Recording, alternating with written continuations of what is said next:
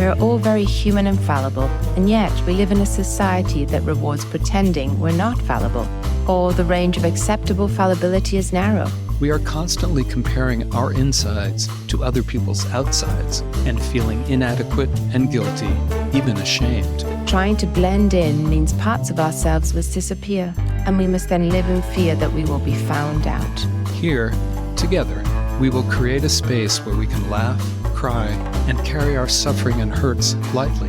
In the service of being deeply human. This is Life's Dirty Little Secrets. Hello, welcome to Life's Dirty Little Secrets. I'm Chris McCurry. And I'm Emma Waddington. And today we're thrilled to welcome two guests whose work has profoundly shaped the way we think about parenting, resilience, and what kids truly need to thrive. Dr. William Stixrud is a clinical neuropsychologist, founder of the Stixrud Group in Washington, D.C., and a best-selling author whose work blends science, empathy, and deep wisdom. He's best known for his 3 books. The first one in 2018, The Self-Driven Child. Then they published What Do You Say? And now the third book is The 7 Principles of a Self-Driven Child, all of which offer powerful guidance on how we as parents can foster autonomy, motivation, and connection in young people's lives. And we also want to welcome Ned Johnson. He is an author, speaker, coach, professional tutor geek, and the founder of Prep Matters, an educational company providing academic tutoring, educational planning, and standardized test prep. And Ned has written for the New York Times, The Telegraph, U.S. News and World Report, and the Washington Post. And he is also the co-author of the books that Emma just mentioned, The Self-Driven Child, the 7 Principles for Raising a Self-Driven Child, and the book on What Do You Say? Talking with Kids to Build Motivation, Stress Tolerance, and a Happy Home, in addition to a book, Conquering the SAT, How Parents Can Help Teens Overcome the Pressure and Succeed. So welcome, gentlemen. So I have a New Yorker cartoon of living room setting, parents in the living room, dad's on the chair, mother's on the couch, kids are on the floor like destroying their toys, and the father is looking at the mother and saying, "Me? I thought you were raising them." So we interviewed Emily Edlin a while back, who wrote a marvelous book, The Autonomy-supportive Parenting, and we have The Self-Driven Child. What is this interest in autonomy supporting and the self-driven aspect? Is it just parents just don't want to deal with parenting anymore? Or is there something more important going on here? It's sort of obviously a loaded question, but you know, what is your sense of what's driving this clear desire to support parents in, you know, seeing that their kids do well without burning themselves out by trying to over-control their kids' lives? Ned and I got to autonomy through our research on a sense of control, and the research on stress and stress in the brain. And we learned that the most stressful thing you'd experience is a low sense of control, a low sense of time. I'm stuck, I'm helpless, I'm hopeless, I'm passive, nothing I can do about it. We also knew that mental health problems are rooted in a low sense of control, and because they're all stress-related problems.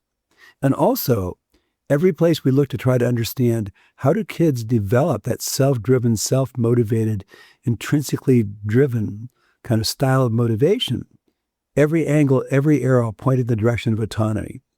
And I think that it's crucial. It's just a basic human drive. It's a basic biological need and psychological need. And it's just, I think there's just so much evidence now. It's so clear scientifically that autonomy supporting parenting is way better than controlling parenting in terms of raising kids who are happy, healthy, respectful, kind, like that. Emotionally resilient. I mean, across the board. Yeah.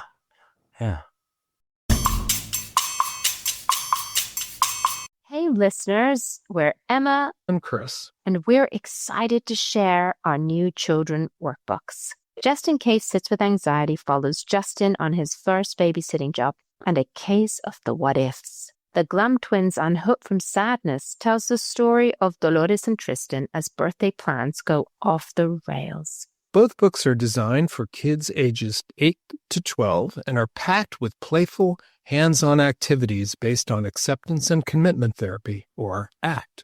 They help kids understand that emotions like anxiety and sadness are totally normal, and that we don't have to let them stop us from doing what matters. Each book also includes a special section for parents and caregivers on how to support kids through tough emotional moments. They're fun, evidence-based, and full of heart.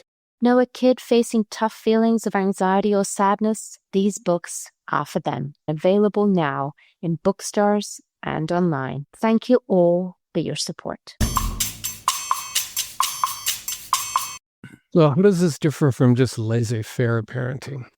Well, it's a good question. I mean, the literature on parenting styles, I mean, the 60 years of research shows that there are kind of three dominant styles, right? There's authoritarian, my way or the highway, this is my house, my rules, I'll tell you what to do, which is terrible for childhood development, right? Healthy development. The only thing that's worse than that, of course, is laissez-faire. You can do what you want, I don't really care, because it makes kids feel so deeply unsafe, as though the people who should care about the most really don't care, and you can kind of do whatever you want.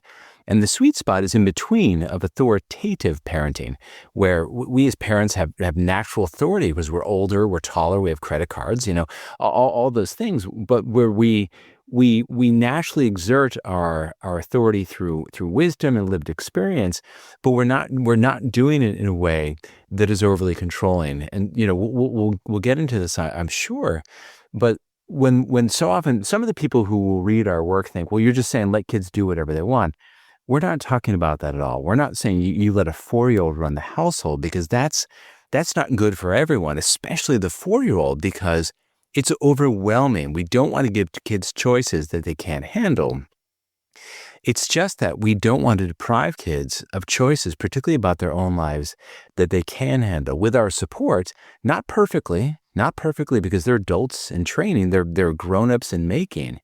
But the approach that we take of being a parenting, what we talk about is parent as consultant, where we offer help, we offer advice, we prescribe limits, but we give kids a huge amount of autonomy within bounds, right? So this is not at all laissez-faire. It's really, rather than stepping away from kids, we're just stepping back and we're walking side by side with them, rather than pushing them from behind or leaving them to their own devices. And I'll just add that we gave a lecture a couple months ago to a bunch of educators on why the brain craves autonomy. And the idea is that when they're 4 months old, you see babies crawling, exploring. Nobody's telling them to do it. They do it on their own. And if you thwart that drive to explore, to master the world themselves, it really interferes with development. And arguably, the two most important aspects, the features of adolescent development, are number one, that ability to connect with people outside the family, and that intrinsic drive for autonomy and independence. And even with elderly people like me, people in a nursing home, you give them a choice about one thing: what time they have dinner. They live longer. It's just this basic human drive, and we thwart it at our peril. Hey listeners, we're Emma and Chris, and we're excited to share our new children workbooks. Just in Case Sits with Anxiety follows Justin on his first babysitting job and a case of the what ifs. The Glum twins unhooked from sadness tells the story of Dolores and Tristan as birthday plans go off the rails. Both books are designed for kids ages 8 to 12 and are packed with playful, hands-on activities based on acceptance and commitment therapy, or ACT. They help kids understand that emotions like anxiety and sadness are totally normal, and that we don't have to let them stop us from doing what matters. Each book also includes a special section for parents and caregivers on how to support kids through tough emotional moments. They're fun, evidence-based, and full of heart. Know a kid facing tough feelings of anxiety or sadness? These books are for them. Available now in bookstores and online. Thank you all for your support. So let's talk a little bit about intrinsic motivation. I mean, having worked for decades in child psychology, particularly working with adolescents, I've had so many adolescents, shrug and say, I don't do my homework because I'm not motivated. And I sometimes talk about the motivation fairy. They're waiting for the motivation fairy to come in the middle of the night and go, ding, now you have motivation, which horrifies them. And they'd probably swat it with a fly swatter if it ever came into their room, because that's their excuse for not doing their homework. It's like, I don't have motivation, as if it's a thing. Yeah. So, what is your advice to parents? Because this would always leave me just going, I don't know what to do with this. But, what is your advice to parents around this idea of motivation and, whether it's a thing, it's certainly not something that you can go and buy at the store. But this idea of intrinsic motivation, what do you do when there doesn't appear to be any? Yeah, I mean, there's a lot to be said about motivation, and what I'm going to push back a little bit, because what I hear, and you're of course voicing the feelings about parents. What I hear about that is my kid is not intrinsically motivated to do the thing that I want him to do. He's not intrinsically motivated to do his schoolwork or to care about his homework or to care about grades, and that may be true. 100% may be true. It's true for me. Yeah, but Bill told us a delightful story. And the thing that we want to keep in mind is what really matters most. The homework, the motivation to do homework, the fact that kids get all A's, the fact that they do particularly well in school, or that they develop, one, a sense that they're going to get out of life what they put into it, and two, that this is their life, right? Who's responsible for what? And there are many people who couldn't have given a fig about the schoolwork who went on to develop healthy and lead successful lives. And we'll come back to Bill Fabulous Dr. William R. Stixrud in just a moment. And so our take on this is that and I asked, so I'm a test prep geek. I help kids prepare for standardized admissions tests at U.S. universities. And I ask kids this all the time. What's the most important outcome of high school and adolescence? And they'll look at me and say, well, obviously getting good grades and getting to a good college. And I say, and they say, what? And I said, respectfully, it's developing the brain that you're going to carry into university if you go, and the brain that you're going to carry into adulthood, because adolescents are developing the brain that they're going to carry. This is it. I mean, apart from prenatal through age 2, this is it. And so we want kids to be intrinsically motivated. And if that's for school, fantastic. But it might be for music. It might be for art. It might be for wooing the pretty girl. It might be for, for small engine repair, for their after-school job, for social justice, for environmental. It could be for anything. And as long, and a borrow line from Bill, as long as a kid is working harder and harder to get better at something that matters to them, we don't worry about them, because the developing brains, they can be high effort, high focus, the whole flow state, high determination, overcome obstacles, develop resilience. And parents somehow think, and teachers as well think, that the only way the kids develop that is through dutifully doing their homework. And the research just doesn't support that at all. Now, the reality is, in terms of schoolwork, most kids don't want to go to school every day and have the teacher be like, all right, Johnson, what are you doing? They don't want to feel like, like they're dopes. Most kids don't want to struggle in school. And we can get into the kind of the where and the why of what intrinsic motivation actually looks like.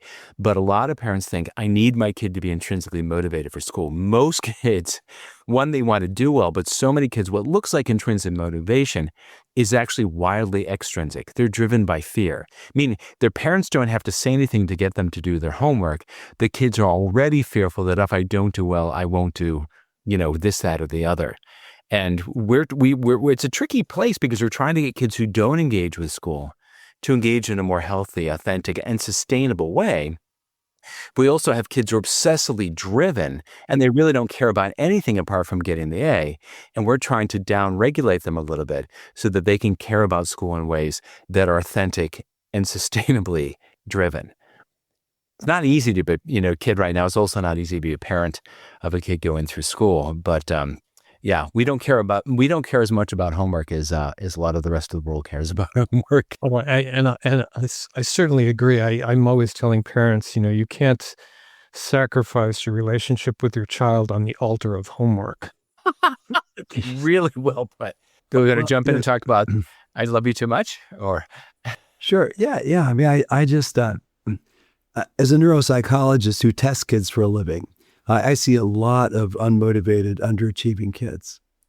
And as Ned implied, if there's something that they, besides video games, if there's something they work hard to get better and better at, I tell them, I'm not worried about you because I know that you're sculpting a brain that knows how to be really focused, how to combine high focus, high energy, high determination, high effort, and low stress. And it's a beautiful brain state.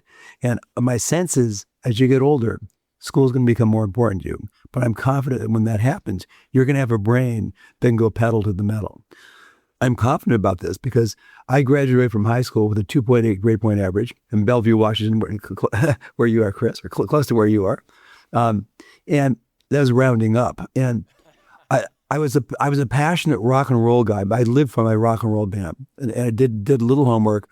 And I go into this room where I had an organ and at that time a record player, and I'd say, well, I'd tell myself, I'll spend an hour on music, and then I'll do homework. And I'd come out of that music room 3 hours later, having no idea what time it was, and just going to bed. And I realized I graduated from, my father died at the very end of my senior year in high school. And I started college 2 months later as a straight A student. And I didn't get smarter over those 2 months. I carried a brain. School became more important to me. I took it more seriously. It kind of woke me up. And I could go pedal to the metal in academics, even though I wasn't motivated, particularly in high school. Because your brain had been honed with your interest. By the way, I had a 2.7. One. I'm thinking you had at least a 2.9. I'm just going to throw that out there. So I just wanted to add, actually, one of the favorite, your first book, The Self-Driven Child, really shaped the way I parent. And it was like a coming home. I remember when it was released, and I remember your interview with Diana Hill and your second and your third interview with her. And I particularly loved the chapter where you say, I love you too much to fight over homework, or something to that effect. It was music to my ears because, I used to work with a lot of children. Now I work with mostly adults and couples, but I used to hate seeing that battle. And you're absolutely right. It's very, very difficult to try and motivate, I have air quotes, your kid to do work.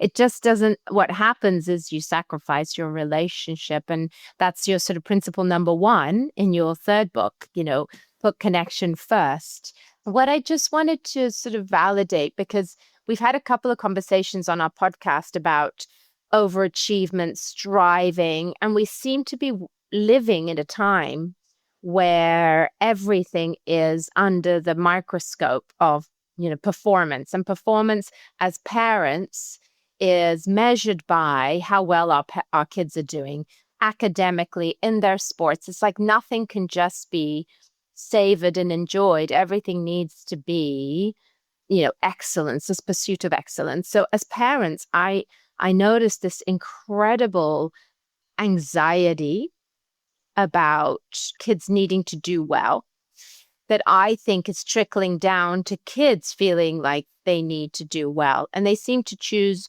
one of two routes: either go down this sort of perfectionist overachievement route because they feel the pressure, or check out. And obviously that's grossly oversimplified. There's lots of people in between. But the parents, we get sort of drawn into this fear that if we don't help our kids succeed, we are failing as parents. And I don't know how we got here, because that wasn't the way I was parented. And I would say they often, it's not so much if we don't help our kids, if we don't make them succeed. Yes, right? you're right. I mean, our perspective on this is my obligation as a parent is not to make sure my child is successful, or make sure he gets good grades, or make sure she engaged in school. My obligation as a parent is to offer support if they want to succeed. Yes. How can I help? Right. And to your point about this chapter of I love you too much to fight with you about your homework, I'm not going to act like it's my responsibility for you to do anything. But if this matters to you, I'll help you in any way I can. Right. I'll take your homework. I'll sit with you. And this is, our friend Tina Payne Bryson talked, that it's adversity challenge plus support where we develop resilience. And this is our obligation as parents, as educators, as adults to support young people, but not in that authoritarian way that says you must. Because then, then everyone is stressed and everyone feels a low sense of control because the kid's being told what to do. And we're trying to make them do something that they can just go, nah, and close their eyes and lie on the floor, right? It's like, this is a really disempowering place for everybody. It is. But what I'm also hearing, and as you're saying, we want to be there to nurture that brain that's developing into that adult brain. That's really beautifully said. What happens, and you say in the book, in your fabulous last book, this idea that we want to sort of be a witness of any passion, any motivation that they do show. It doesn't have to be academics. But what if they don't? Because the video gaming is a problem. What if that is their passion? What if we have a kid that is spending hours every day in front of the screen with their friends, but mostly gaming, and is sort of switched off, not engaged in sports, not engaged in a lot outside of the gaming? What do we do then? Because I know that is a concern. Well, we talk about technology, particularly in our first two books. And our angle is that our goal is ultimately for kids to be able to manage their technology independently. Yeah. And one of the principles of motivation that we subscribe to is you can't make somebody want what they don't want, and you can't make them not want what they want. So what we recommend regarding technology is show interest in it. Appreciate how cool it is how cool it is to see a kid playing with his friends and having so much fun, and have conversations about it. This collaborative problem-solving process where you start with empathy and you express it. I'd love to learn myself. I'd love to play at some point and see if I can beat you, and you express appreciation for what they like to do. And also say, we also know that if kids spend too much time on this, it really screws them up. I mean, it undermines their development. It's not good for their health. They don't have energy. Everything else seems boring. And so I couldn't live with myself if I felt I was letting you spend way too much time. And you kind of focus on what you can control and what you could, and certainly, I mean, I maybe 15 years ago, I saw a kid who was diagnosed with a feigned sleep disorder because he was getting up at 2 a.m, playing video games all night, and then pretending he couldn't sleep. And we don't want to get into that kind of cat and mouse game with kids. But I think ultimately, when we pay for their minutes, we look for where we have some leverage, and I can't in good conscience pay the electricity on that. I can't pay for the minutes if we don't work out some arrangement regarding technology that works for you. I want it to work for you, but I also want it to work for me. And our sense is when we start with appreciation and empathy and understanding, as opposed to just judgment, because so much of what kids get is get off. Yeah. Ned, what would I? Well, we were just lecturing at a local school when our third book, the Seven Principles, came out, and we put to the students, the whole upper school, I don't know, 700 kids or something at this independent school, a question that we've asked this multiple times at I don't know, a dozen different schools, and said, how many of you feel like you're on your cell phone too much? And this is separate from gaming, but kind of related. Said, how many of you feel like you're on your phone too much? And like 85% of kids raised their hands. Here's the great question. The follow-up is, how many of you feel like you're on your cell phone more than you want to be? The same percent goes up. Kids know. I mean, look, if a kid plays for 7 hours straight on a video game, he enjoyed it, but he comes off feeling a little queasy. Yeah. And what happened to my day? And I can't believe, And the challenge is, a kid in that situation is ambivalent, right? He wants to play with his friends. He wants to be, beat the level. He wants to, not do his homework. He wants to not clean his room. But he also recognizes he's given up something. His parents are frustrated with him. His sister would like to play a game with him. He's giving up something. And when we lean on all the reasons why not, he argues the other reason too. And so there's a story in What Do You Say? We have a chapter in there, The Hard Ones, talking with kids about sleep and technology, because these are so often intertwined. And there's a story in there, my son, who's kicking around here somewhere, he's now 23, and he is the loveliest, he is just a great human. And he's ADHD. And so, when he was a toddler, we could have left him at the local convenience store and he's watching Kino, right? And if we could have walked out the door and if the clerk had fed him something, we could have come back in 10 days and just still would have been like, oh, number 7. He's transfixed by all things on screens. And so Fortnite came through our house like a biblical plague. And this is all of his attention was drawn to this. He was 10th grade in high school. So he has a day off from school. And he's a musician. He's a composer now. And I asked him, so what are you going to do with your day off from school? I hope he was going to be like, Bill, I'm going to play music all day long. He's like, I'll play Fortnite. I'm like, anything else? He says, think about it. I'm like, so I come home the next day, and there's the kid, still playing, at 6 o'clock on a Friday night, still playing video games in his pajamas. I'm like, and I admit to being a little hot. I'm like, dude, Matthew, can you please, can you finish this game? Win, die? I really don't care. Because remember, we were going to go out for pizza. Oh, yeah. My son, fortunately, is much more easygoing than it is dad. And so he wins. I don't even remember. He finishes the game. He gets stressed. We go out to dinner. I simmer down. We have a perfectly lovely evening. I say nothing more about it. Saturday, I say nothing more. Sunday, I say nothing until like 5 o'clock on Sunday, which if you have a son, particularly an ADHD son, or if you've ever been an ADHD son, 5 o'clock is when you realize, oh no, tomorrow's tomorrow, shoot, and all the things he didn't do. And he is at this point really upset with himself. Oh, I can't believe I wasted my whole day playing Fortnite Friday. Why didn't I? If ever there were served on a silver platter an opportunity for parental I told you so, this was it. But Bill and I are writing this book, so I was told this isn't what I'm supposed to do. So I lean in with empathy, right? And I'm like, oh, dude, I've been there, done it. I know how frustrating it is to to have all this pile of work, and you wish you'd done it earlier. Can I ask you a question though? Sure. How many hours do you think you actually spend playing Fortnite on Friday? I don't know, 8, 9, 10 maybe. Awesome. Was it fun? Oh, it was great. The day goes on, whatever. I said, another question. In hindsight, how many hours do you think would have been enough to kind of get your Fortnite fix? 5, maybe 6? That makes sense to me. Last question. In the future, would it be helpful for mom or for me to help you kind of manage your use of technology? You can play it and hang out with your friends and enjoy it because it's your day off, doggone it, but not feel like you've wasted your whole day. Yeah, I think that'd be really good. And now we had buy-in to be kind of his technology consultants.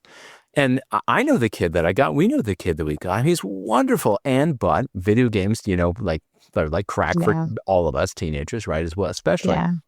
But I also knew that he was 2 years before he would head off to college with hopes and dreams and a suitcase full of our money. And we'd have no control over his use of technology. So to add to what Bill had said before, we encourage people to shift their thinking from how do I control my kid's use of technology? How do I get him to how do I help him or her learn to control for him or herself the use of technology? Because these things are insanely powerful. And it's not like a kid can go off and, they're not going to join an Amish community and live in a tech-free world. That's not really an option for most of us. So we have to be supportive of kids as they learn to navigate these incredibly powerful technologies, which, if we're honest, none of us grew up with. So it's not like we can say, well, when I was your age, because these things didn't exist when we were their age. Yeah. I'll just add that we talk about in all our books this idea of as kids get older, we want to think about ourselves more as they're consultants to them to figure out who they want to be, how to create the life they want. Then as their boss or their manager or somebody who always knows best, because by the time they leave home, we want them to trust their judgment, not ours. And so we want them to practice making decisions, to solving their own problems. We want to offer help, offer advice, and not try to force it. And there are some situations where if a kid is deeply depressed, kid's suicidal, kids very actively drug involved, we get them treatment whether they want to or not. And also, it's a small percentage, 10, 12% of kids who play video games seem to have a pretty addictive relationship. And they commonly, they and their family need treatment. But many people we find, in our second book, we have a chapter called The Language and Silence of Change. And it's about, we study it, because when people say, how do I get my kid to be more motivated? How do I get my kid to spend less time? We're saying, how do I change my kid? And we studied the science of change. And everywhere we looked, we learned that if you try to make somebody change who's not asking you to help them change, what you get every time is conflict and resistance. And so that's why we emphasize this we talk about in that chapter, motivational interviewing, which is psychology probably know. There's this style of conversation where you simply ask people open-ended questions. So tell me what you love about video games. Tell me what you love about Instagram. What is it so cool? And you express empathy. You kind of use that reflective listening to say, so what I'm hearing is, and commonly what happens is that after they wax rhapsodic about all the things in games, they'll say things like, yeah, but I'm worried that I spend so much time on games, I'm not doing other stuff in my life. Then they get to that what they call change talk. And that's what we're after. We're after helping people figure out how to make their lives work. Because our premise is that kids have a brain in their head and they want their lives to work. In the kind of psychotherapy that Emma and I were trained in, acceptance and commitment therapy, we talk a lot about values. And one of the things that we say about values is that they need to be freely chosen. So if you're going around imposing, your values on somebody else, it tends not to work very well.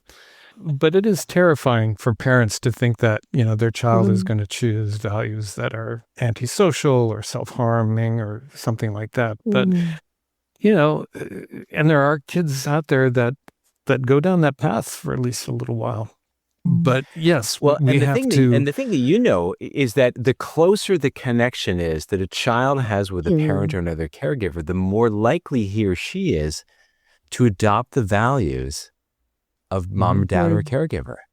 Yeah, at least eventually. That's the thing. And so, I mean, it doesn't happen overnight, but we see so many parents who try to exert power over their children. And accept that if you have power, you squander influence.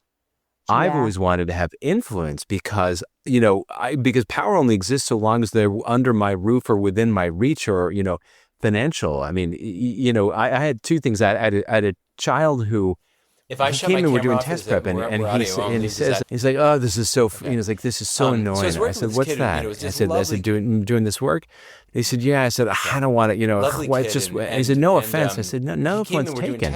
And explained to him how he could prepare for the ACT all by himself and he didn't need my help and what I would suggest, but I also talked about what I hope he'd get out of it.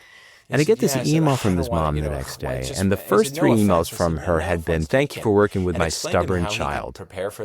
Okay, and this one says, thank you, she said, he's the only, do you know how many tutors we've set him up with? He's the only teacher or tutor he speaks about respectfully. And I said, well, respectfully, that's probably because that's how I treat him. He's the only, and I want to have. I mean, my kids, they are capable. They could, as long as they have a credit card, they can run up and run their own life. They don't need me at all. But I really want them to want my help, right? And to want to circle back. I mean, my son had the second year of college. He was asking me all this advice about this girl that he was dating. He said, I can't believe the things that I tell you. And my hunch is it was because we spent his whole life treating him respectfully, as Bill said, like he's got a brain in his head. And he wants his life to work out. And what we want to do is watch him and help him if he wants it, is he makes his way through important decisions, and the thing about most decisions, if most decisions aren't 90-10, they're 49-51. And so there's not, it's rarely is there clear that this is obviously the thing to do. And we want kids to grapple with us, but we want to be part of that. And so anytime parents try to have a power play, I think, well, you're sacrificing the future for the now. You'll win this argument because kids will bend. But long term, they're gonna go their own way, and you're gonna miss out on stuff. I was just thinking, one of the things that I said two things to myself as a child. I was probably 9 or 10. The first was never to be an expat parent, which I then became, which is part of my struggle of moving to Singapore. But the second thing I told myself was never forget what it's like to be a kid. Because I felt that adults forgot what it was like to be a kid, the fact that kids had an opinion, had ideas, were capable, were able to make decisions for themselves, and that adults kind of reigned above them, telling them what to do and not giving them much autonomy. And that stayed with me as an adult, really thinking about how do we support our kids so that they feel that we trust them, that we have confidence in their ability to make decisions and make wise choices as consultants. That's why I love your work. I love this idea that we can help them come up with their own decisions, trust their wisdom with some support, really think about parenting more as sort of the job of a gardener versus a carpenter. There was that book a few years ago, because it just feels so much easier, to be honest, as a parent when I take that lens. And I see it in the couples that I work with. And the couples, you can see the same dynamics. You'll have one partner in the couple that desperately wants the other one to do things their way. And of course, what happens, we see it all the time, is that you become more polarized. You don't come together. As soon as you want just what you said, Ned, as soon as you want control, you lose influence. Because nobody wants to be told what to do. We want to be more of a team. It's funny for me. Yes. My daughter, who is now 21, was diagnosed at age 19 with autism. We didn't know she was autistic. Nobody knew she was autistic, including the people who did her neuropsychological evaluation in eighth grade. But she was always a little rigid. She was always a more sensitive stress response. Literally from the day that she was born, this is who she was. And I figured out pretty darn early that I was not winning an argument with Katie Johnson. One, she's got at least 22 points on me, and two, it was just inflexible enough. It wasn't going to happen. And so probably past age of 3, I never tried to win that, but would always try to use influence. And you ask questions, and to your point, you play this consultant role. And it takes a lot more work. It takes a lot more effort. But, I found for the longest time that I'm really, what's the Julie Lithcott-Hams, we're not raising children, we're raising adults. And along with that, we're trying to foster really an adult relationship with our kids.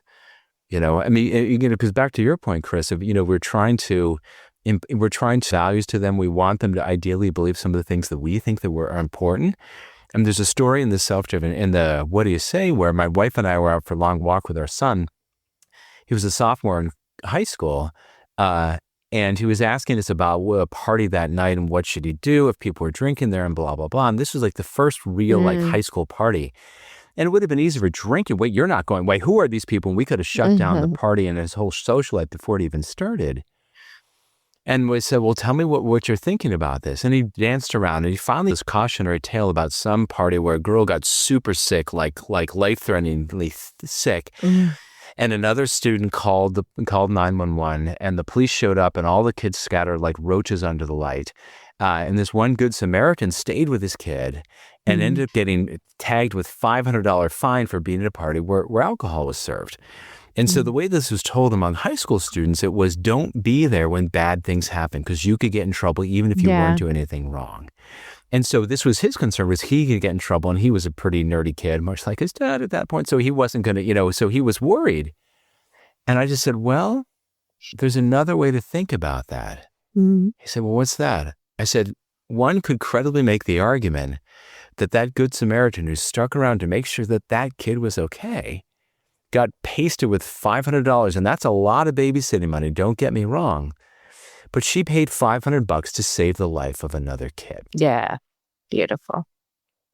And in terms of all of us as parents say, we don't care about money, we care about your virtues, your values. Would that conversation have emanated? Would he have had the courage to ask that conversation if my wife and I had been all command and control? Yeah. I don't think it would have. And so all of these things matter. And it starts with things like homework. Mm. It really does. Yeah. And I guess I love that. I remember that story. I remember exactly where I read it too, because it struck me as such a beautiful conversation that you had with your son. And it was symbolic of where we really want to be. We really want to be in a place with our kids where they can bring these things up.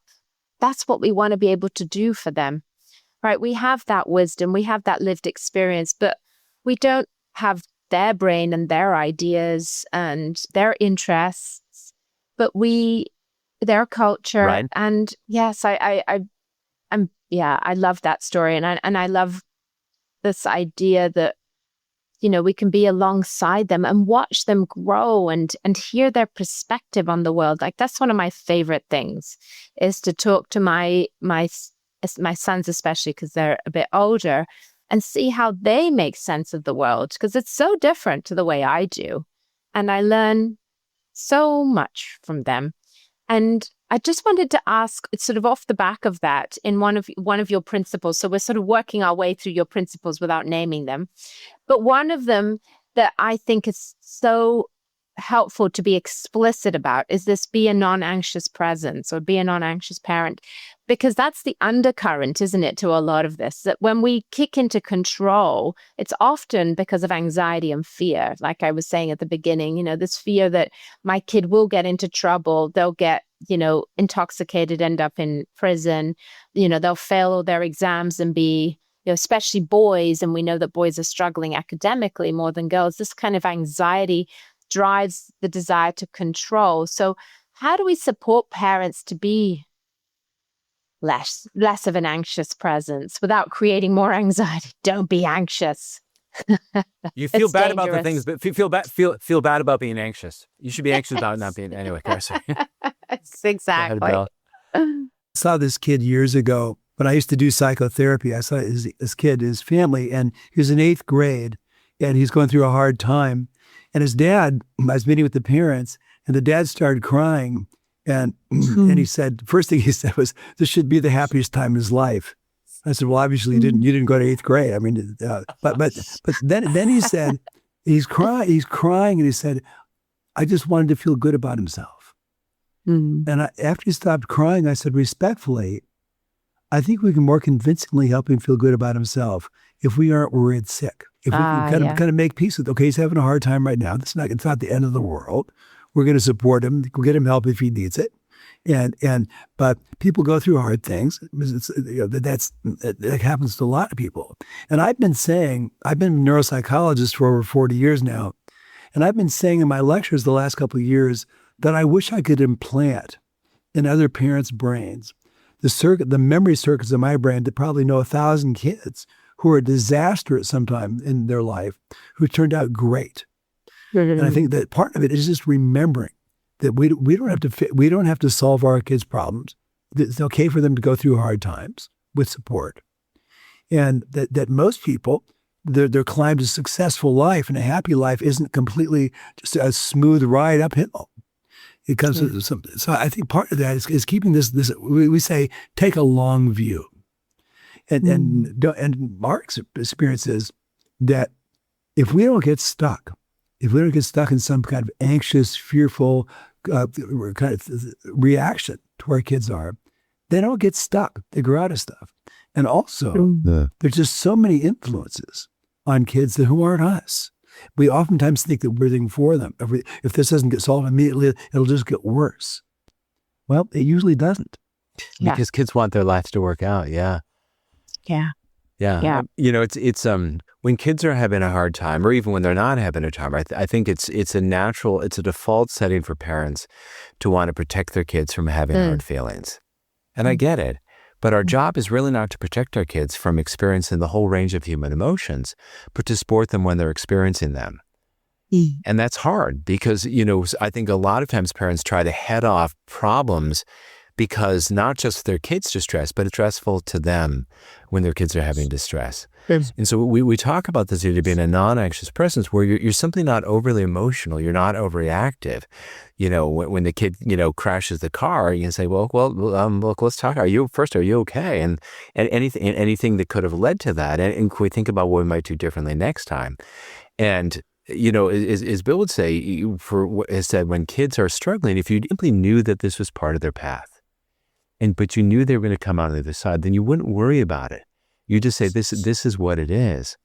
In this book, in the 7 principles, we talk about things that parents can do to move in the direction of being a non-anxious presence. We talk about this both from things we can do physiologically and what we can also do cognitively, right? So sleep and meditation and exercise and all these kind of things that literally rewire the brain in ways to be more tolerant, emotionally resilient to stuff that is hard. My son, who's running around downstairs somewhere, the summer after his first year of college, he developed a brain tumor. We were literally on the phone with him when this went down. It was quite a to-do. And, he got into Children's National, he got good treatment, blah, blah, blah. But my wife and I were out for dinner probably 6 weeks into this. And she said, I've had 3 people ask me, how are you so calm about this? And part of it is, we have a really good relationship. We had a really good team helping him. We had confidence that this was going to be good enough. But she said, honestly, I think it's the meditation. And Bill's been practicing what's called transcendental meditation for almost 50 years. And I've been at least a decade. I'm not really sure. I don't pay attention to years. My wife for 5, 6, 7 years. And my wife is incredibly human, but she's from a family that are pretty neurotic, if I'm completely honest. And she said, really, for whenever a nervous system or a family system or a school system, a political system has more inflows of stress than healthy outflows of stress, all kinds of bad stuff happens. And so as capable and bright as she is, I think she handled things so much better because she had something that she could turn to that with inflows of stress, outflows of stress. Yeah. And we also talk about this, from a cognitive perspective. As Bill said before, almost all of our fears about our kids, things not going well, are about the future, right? Where they'll never have friends again, or they'll never turn this around. They'll never be successful in college. They'll never have a good life.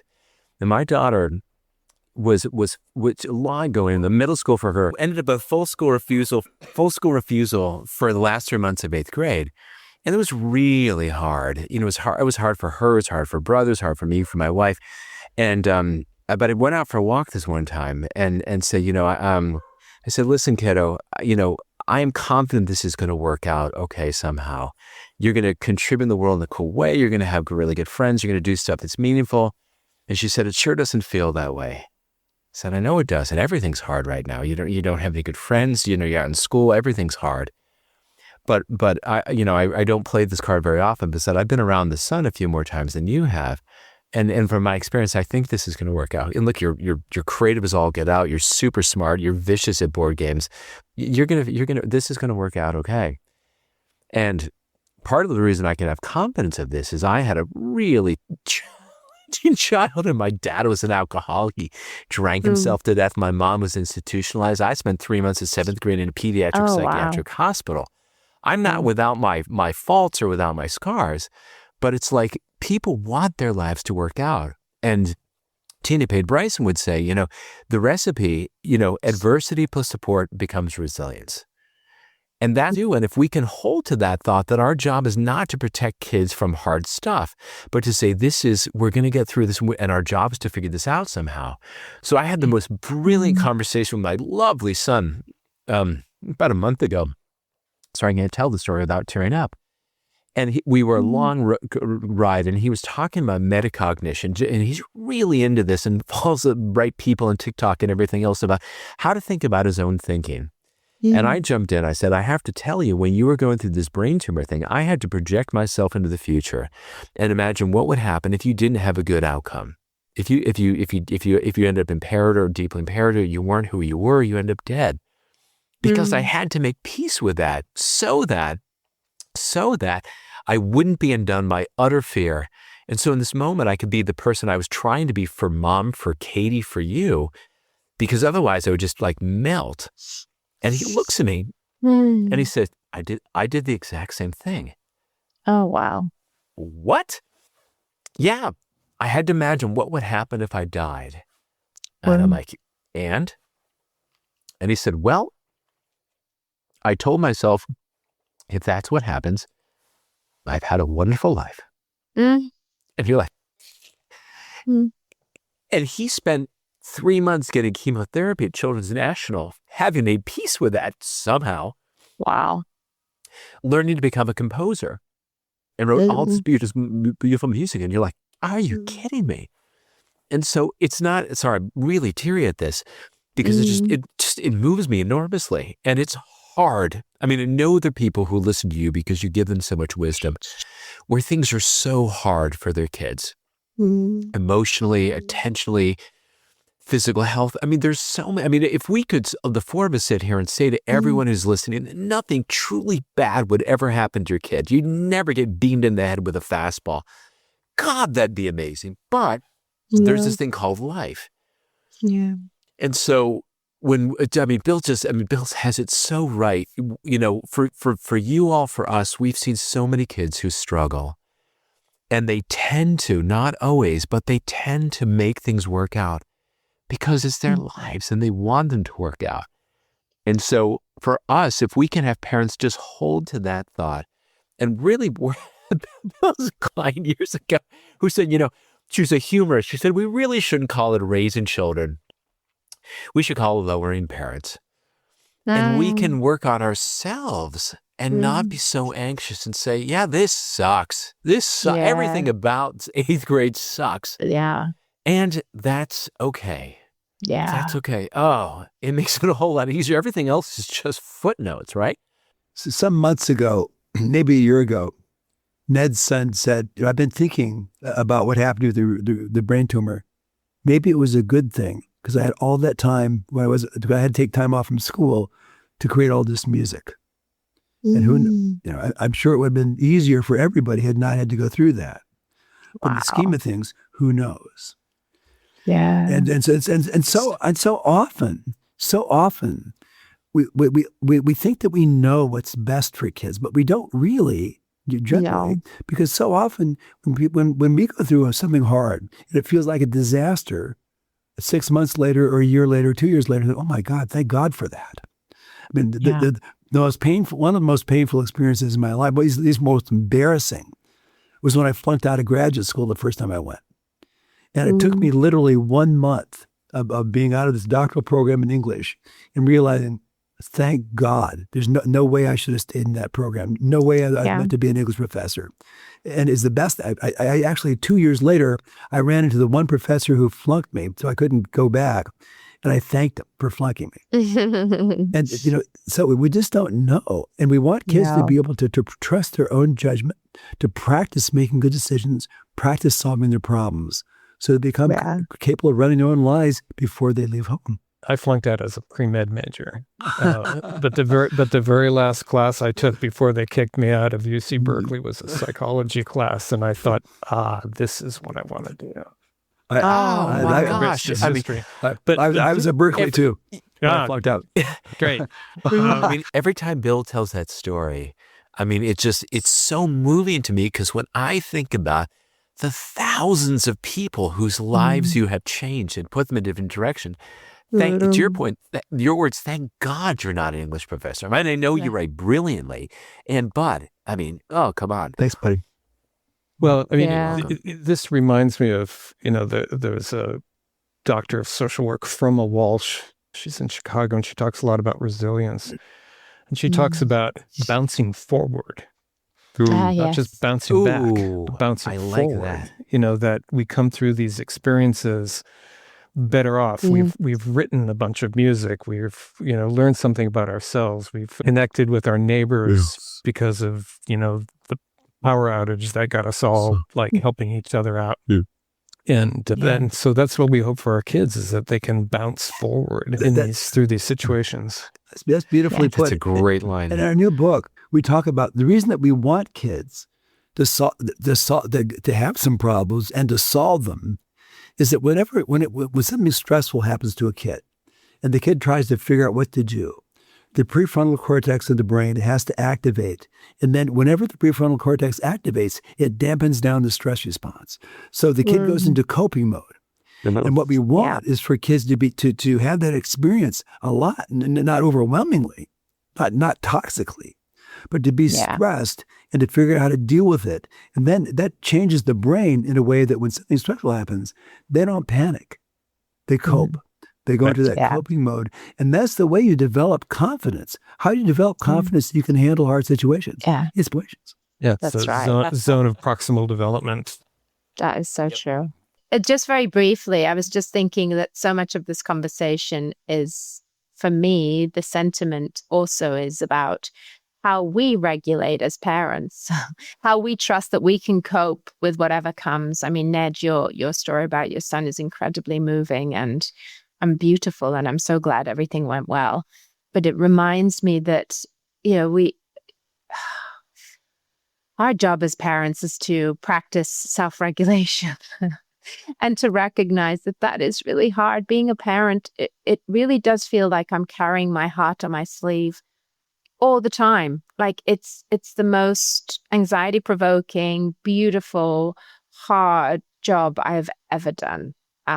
It's the happiest I've ever been, to be honest. I wasn't as happy as a non-parent as I am as a parent. I think I feel incredibly privileged to be a parent. And I love that. There's so many parents, it's so many people right now thinking, well, it's not worth it. I love that you shared that. Yes, thank you. Wonderful. It really is. And I do think I'm very lucky in that sense, be it because I have tremendous kids. Genetically, somehow they've come out quite well, but also because I do love children anyway. Like I loved working with kids. So kids, I find them quite fascinating, and they've just got a way of seeing the world that I don't want to lose. And adults, we don't have as much fun as them. We don't have as much humor as them. We don't have the same curiosity, being mesmerized by a stone. I mean, how cool is that? Well, what was it? Is it Proust said that the journey of discovery is not traveling to far distant lands, as you've gone to Singapore, but in seeing the world through new eyes. Yeah. And what does a child do but see the world because literally it has new eyes? Yeah. And help us do that too. Yes. Yeah. And I'll Love add it. that, right, as Chris knows, having adult children is really great too. Yeah. And that's partly why just focusing on putting a connection first. Don't sacrifice your relationship with your kid for their something about their achievement, or be glad to see them, enjoy them while you have them at home. Yeah. Develop that relationship that's going to sustain. My kids are 42 and 40. And it's just and my daughter and her family have been living with me the last 3 months. And they just moved back into their house, but had some work done. But it's been so incredibly cool to have them here and have a relationship with my daughter at age 42. Mm-hmm. Nice. Magical. This has been wonderful. And thank you so much for sharing your time with us today. I know this is going to be a very inspiring podcast for our listeners. We'll have links to your books and your websites on our show notes. And it's been a real privilege. Thank you. It really has been. Our pleasure. Likewise. Thank you. Thank you for all that you do. This has been really transformative to my journey, and I know it has been for many others too.